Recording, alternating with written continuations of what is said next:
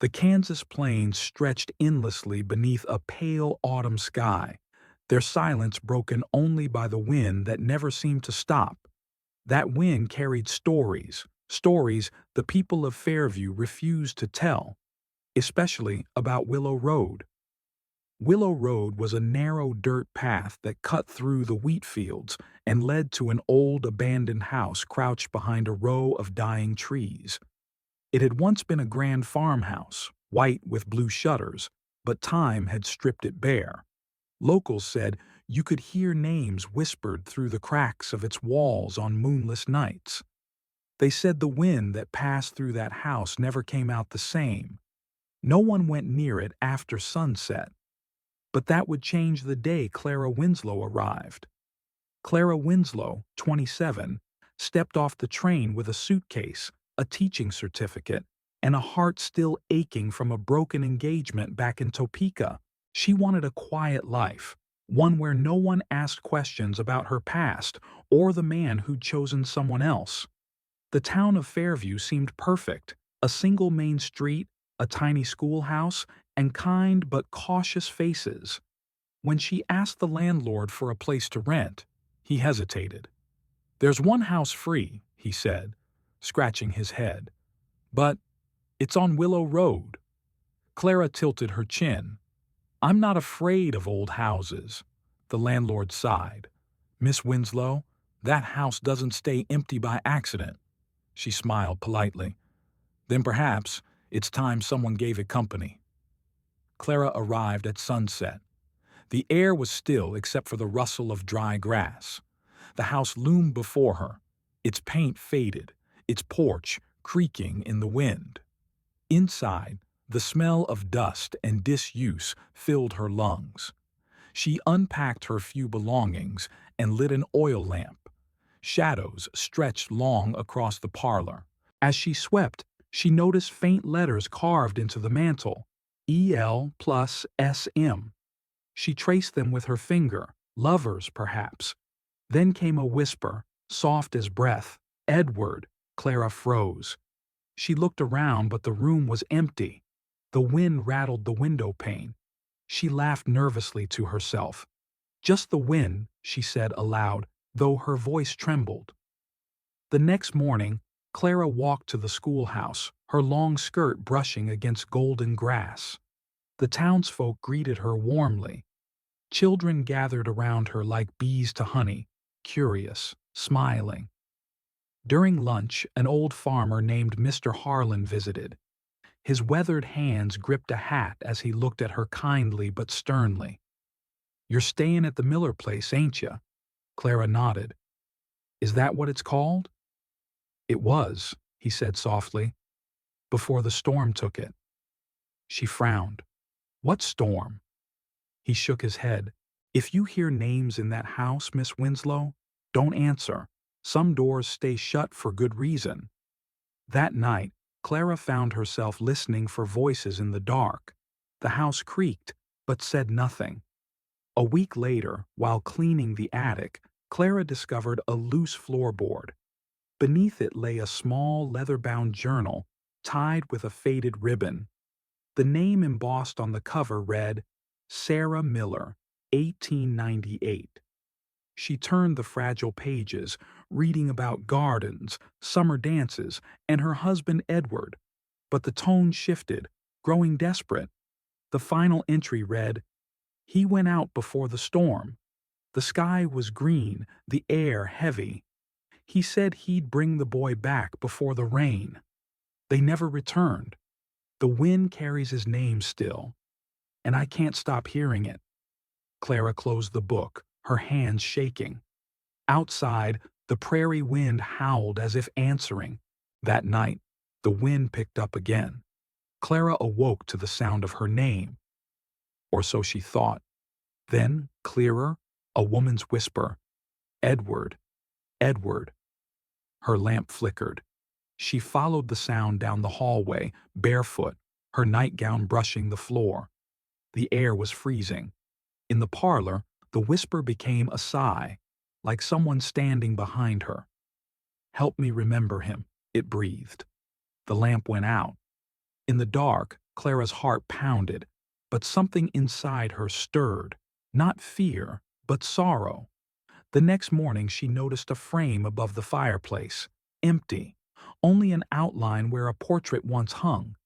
Had it been Sarah and Edward's? She returned to the journal. One entry mentioned a portrait of Edward taken before he left for war. Clara decided she'd find it, if only to give the spirit peace.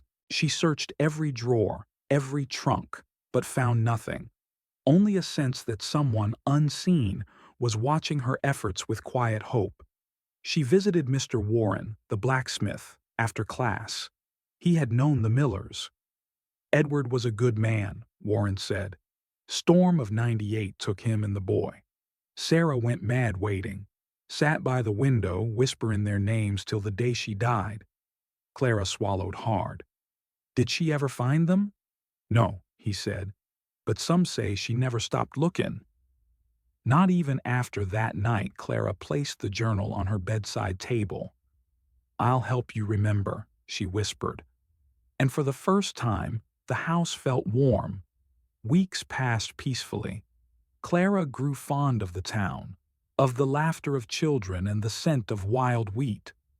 One quiet evening she sat by the parlor window and hummed a lullaby her mother once sang. A note drifted back, faint but clear, echoing her tune.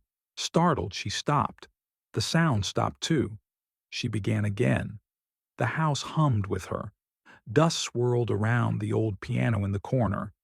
On instinct, Clara pressed a single key. A low note rang out, soft and sorrowful, followed by a whisper, "Thank you." While organizing a drawer in the study, Clara found a folded paper, a child's drawing.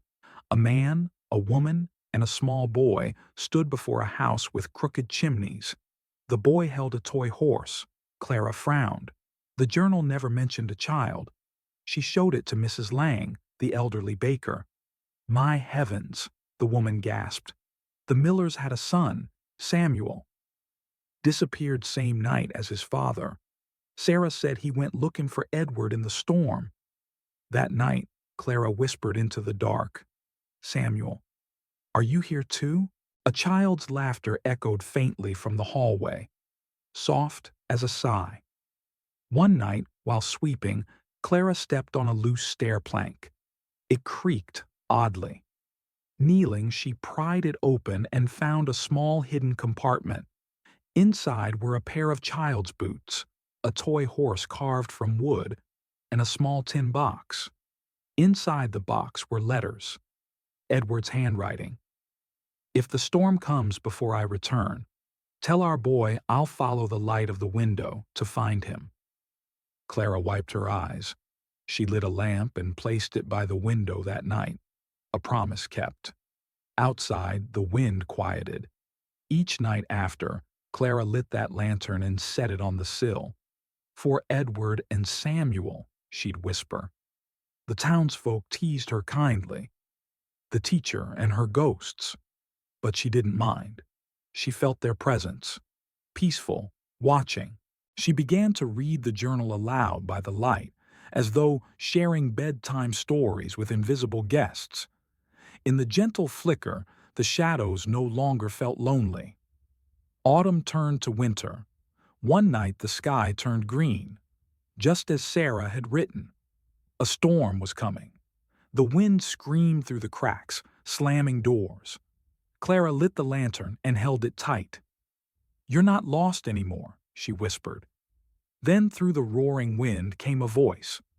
A woman's cry. Edward! Samuel? Lightning illuminated the parlor. And for a heartbeat, Clara saw them, faint shapes moving through the glow. A man, a boy, and a woman by the window. Time seemed to stop. The air shimmered like light through water. The woman knelt by the window, tears on her face. The boy clung to her skirt. The man reached toward them through swirling rain. Clara's voice trembled. You're home now. The woman turned, eyes luminous, filled with gratitude, and mouthed, Thank you. The lantern's flame flared bright, then steadied. The storm outside faded to a whisper. When dawn came, Clara found herself asleep by the parlor chair, the lantern still glowing faintly. On the floor lay the missing portrait, perfectly intact. Edward, Sarah, and Samuel, together. She hung it above the mantel, right beneath the carved initials. The air in the house felt lighter, not empty, but content. The walls, once whispering sorrow, now hummed softly with peace. Word spread quickly that the house no longer felt cursed. Children no longer crossed the street to avoid it. Even old Mr. Harlan tipped his hat when he passed by.